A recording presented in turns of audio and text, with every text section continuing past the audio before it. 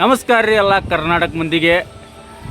ಬನ್ನಿ ಕೊಟ್ಟ ಬಂಗಾರದಂಗಿರೋನ್ ಬರ್ರಿ. ಅದರೊಳಗೆ ಹಿಂಗೆ ಯಾವ್ದಕ್ಕಂತಾರೆ ಎಲ್ಲರೂ, ನಮ್ಮ ಹುಬ್ಳ್ಯಾಗಂತರು ಹಿಂಗೆ ಅಂತ ಒಂದು ಸ್ಟೋರಿನೇ ಐತಿ. ಬರ್ರಿ ಅದನ್ನು ಏನಂತಂದ ನೋಡೋಣಂತ. ಬನ್ನಿ ಮರದ ಎಲೆಗಳನ್ನು ಕುಂಕುಮ ಅರಿಶಿನ ಎಷ್ಟು ಪೂಜ್ಯವಾದದ್ದಲ್ಲ ಹಂಗೆ ಇದನ್ನು ಪೂಜಿಸ್ತಾರೆ. ಸೊ ಅಷ್ಟೇ ಇದು ಪೂಜ್ಯವಾದ. ಒಬ್ಬರಿಗೊಬ್ಬರು ಕೊಡುವಾಗ ಬಂಗಾರ ಎಂದ ಭಾವಿಸಿ ಕೊಡ್ತಾರೆ. ಎದಕ್ಕಂದ್ರೆ ಇದು ಅಷ್ಟು ಪೂಜೆ, ಐಶ್ವರ್ಯ ಸಮೃದ್ಧಿ ಶುಭ ಸಂಕೇತ ಅಂತಂದು ಕೊಡ್ತಾರೆ ಎಲ್ಲರಿಗೂ. ಎಲ್ಲ ಹೆಚ್ಚಾಲಿ ಅಂತಂದ್ರೆ ದಿನ ಬನ್ನಿ ಎಲೆ ಕೊಟ್ಟು ಹೆಚ್ಚು ಸಮೃದ್ಧಿ, ಹೆಚ್ಚು ಹಸಿರು, ಹೆಚ್ಚು ಆರೋಗ್ಯ ಕೊಡಲಿ ಅಂತಂದು ಹಿರಿಯರ ಹಾರೈಸ್ತಾರೆ.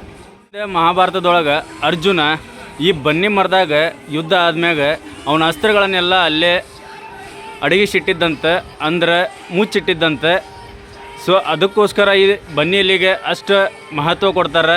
ದಸರಾ ದಿವಸ ಆ ಘಟನೆ ನಡೆದಿದ್ದು. ಸೊ ಅದ್ರ ಸಂಬಂಧ ಈ ಬನ್ನಿ ಎಲೆ ಕೊಟ್ಟು ಬಂಗಾರದಂಗಿರೋನ್ ಅಂತಾರೆ ಎಲ್ಲರೂ. ಬರ್ರಿ ಬನ್ನಿ ಕೊಟ್ಟು ಬಂಗಾರದಂಗಿರೋನ್ ನಾವು ನೀವು.